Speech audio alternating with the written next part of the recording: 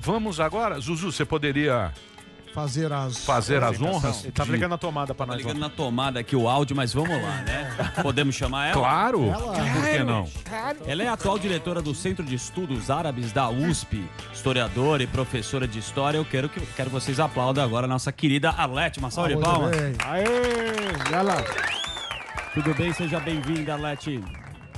Duas correções, por gentileza. Arlene, meu nome escreve Arlene, fala Arlene, e eu não sou atual diretora do Centro de Estudos Árabes, é uma direção rotativa e no momento eu não sou diretora, sou professora de História Árabe da USP. É que ele é meio burro. Não, tá no texto, você me passa a bola. Acordei 7 horas da manhã. Não, tá errado. Tá aqui. Escreve assim, mas tá Então errado. vamos corrigir. Ela corrigiu. Mas ela sabe tudo sobre o Oriente Médio, já esteve aqui várias vezes. Tudo bem, professora? Desculpa, aqui sempre tem um... É 7 horas da manhã. Nós queremos saber o seguinte, toda essa teoria, né? Várias teorias da conspiração, tal, a respeito do Oriente Médio, a gente está acompanhando. E você, que é especialista nisso, que de real acontece lá?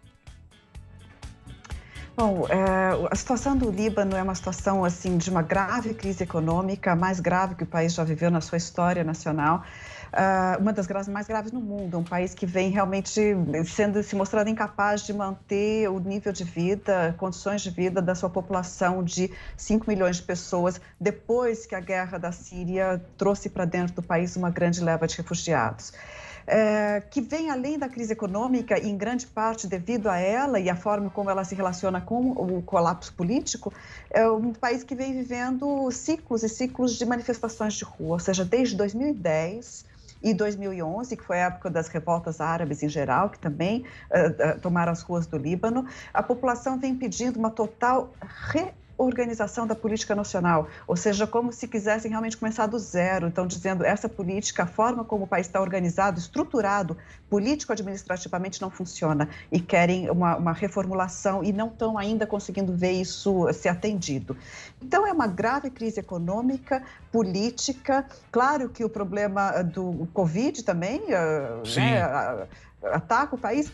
E esse estouro agora que cria uma devastação que sequer guerras passadas pelo quais o país passou conseguiu em tão pouco tempo.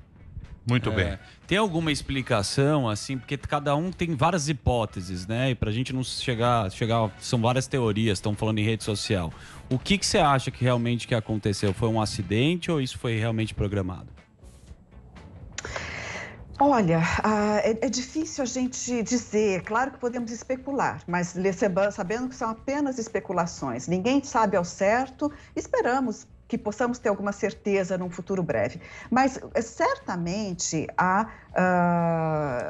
responsabilidade do governo por deixar esse material durante 6 anos no porto existe. Ou seja ou não seja uma detonação proposital, a responsabilidade por deixar o material existe. Essa manhã saíram já reportagens falando que a administração do porto chegou a mandar cartas para o governo, nunca teve uma resposta, enfim, chamando atenção para o perigo que isso representava, querendo que ou voltasse o país de origem, isso chegou aparentemente sobre um navio russo vindo da Geórgia, com caminho com rumo ao sul, né, algum país africano, e que teve que atracar por problemas técnicos e acabou deixando essa carga e provavelmente por problemas de burocracia, a tripulação desistiu da carga, o navio foi embora, deixando essa carga, portanto, a ser resolvida, né? Ou seja, o problema, o descaso, né, do governo, dos sucessivos governos com essa carga é flagrante. Ou seja, a raiva da população com os governos é, em primeiro lugar, muito justificada.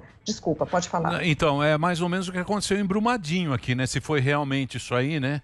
Um descaso muito grande, uma negligência total. Total, né? A gente viu isso aqui com Brumadinho, né? Desculpa te interromper, professora. Não, mas é isso mesmo. Quando a gente começa a ler sobre isso, a gente fala assim, puxa vida, né? Vamos esperar que nada disso aconteça, mas a alfândega brasileira também é muito burocrática, o descaso das nossas autoridades também também é tremendo, também é flagrante, e que isso sirva, né, de exemplo para que haja um efeito mundial de, por um lado, prestar solidariedade com o Líbano, mas, por outro lado, olhar para os seus próprios a sua própria realidade interna. Agora, claro que, falando sobre as especulações, então, a chance disso ser realmente um acidente é muito grande. E o primeiro foco da descontentamento da população é com o próprio governo, porque isso demonstra a incapacidade do governo, né, falta de gestão existente. Agora, isso não elimina a possibilidade de ter algum tipo de, né, intencionalidade aí. Trump foi muito inconsequente em sair logo dizendo, bom, se isso parece, falei com os meus generais, parece um atentado, sem sequer dar qualquer tipo de comprovação para o caso. E eu falo inconsequente porque se isso for um atentado, ou se, por exemplo, o governo atual criar uma versão de atentado para tentar se livrar de culpas e conseguir manter, porque já se fala também em renúncia do governo, né? Será que esse governo vai conseguir sobreviver a mais essa crise? Bom, enfim, se for então, se ganhar espaço a narrativa do atentado, isso vai colocar mais uma vez o Líbano no centro de uma conflitividade regional que vai se somar ao problema interno e vai dificultar muito a reconstrução do Líbano. Tudo que não se quer nesse momento é inserir o Líbano de cheio no quadro das disputas regionais, das alianças e das brigas regionais, dos terríveis combates e embates regionais. De um lado, só falar para grosso modo, de um lado, Irã, Síria, Hezbollah dentro do Líbano, mas o próprio Hezbollah participou da guerra da Síria, portanto, ele está envolvido na questão regional a fundo, ele tem o apoio do Irã, então está envolvido nessa questão, nesse eixo. E do outro lado, o eixo Israel, Estados Unidos, Arábia Saudita, Emirados, ou seja, isso para falar só da grande linha, né, de conflitividade na região. Se o Líbano se inserir de cheio nisso, como é que fica a reconstrução interna? Como é que vai conseguir fazer essa reconstrução? Só para a gente ter uma ideia, por exemplo, de como isso impacta, o país vai precisar de muita ajuda humanitária. Sem dúvida, porque as suas condições econômicas são precárias. Sim, tá. Se essa ajuda humanitária começar a ser usada por esses grupos, né, no jogo político, virar parte do jogo político interno e regional, seguindo linhas regionais, o que vai ser do país, que já está tão castigado? Sim. Como se fosse uma cloroquina piorada, né? Quer dizer, estão usando vira um motivo político em cima de um incidente. E o Líbano empobreceu muito, né? A população sofre muito no Líbano, né? Ainda tem mais esse agravante. Então, tem Covid e ainda tem essa economia. A miséria. Vocês têm mais perguntas ou não? Eu tenho. Pois não. Eu queria saber, professor, que você falou da negligência, do descaso, como isso afetou na geopolítica aí no Oriente Médio? Bom, justamente, né, esse governo, até ano passado, o governo ele era encabeçado, né, liderado por Saad Hariri, filho de Rafik Hariri, cujo assassinato, num atentado em 2005, vai ser julgado nesses próximos dias. Quem está na mesa, né, para ser condenado, provavelmente, são 4 integrantes do Hezbollah, que então são acusados de realizar o atentado contra Rafik Hariri. O governo, portanto, no ano passado, era um governo encabeçado por esse grupo, né, dos Hariri, que, por sua vez, tem apoio saudita na região, o principal deles. As manifestações de rua no passado tiveram como estopim, né, porque você estava falando do problema econômico, tiveram como estopim um novo imposto que esse governo resolveu criar, que era o imposto sobre ligação de WhatsApp. Vocês imaginam uma população que já está castigada economicamente, com uma enorme taxa de desemprego, criança passando fome. Saiu um relatório agora falando sobre 500 mil crianças que vão dormir com fome, né? que não estão tendo alimento suficiente. Só para ter uma noção do grau, da extensão da crise econômica. Um governo como esse vai e resolve taxar a ligação de WhatsApp, aquele recurso que você tem de dizer, olha, está caro para colocar crédito no celular, mas eu posso pelo menos ligar usando a internet. E isso foi o estopim, portanto, junto com outros impostos que tentaram criar, o estopim de uma onda de revoltas, que foi chamada de Revolução ano passado, que derrubou o governo e levou à formação desse governo agora em janeiro.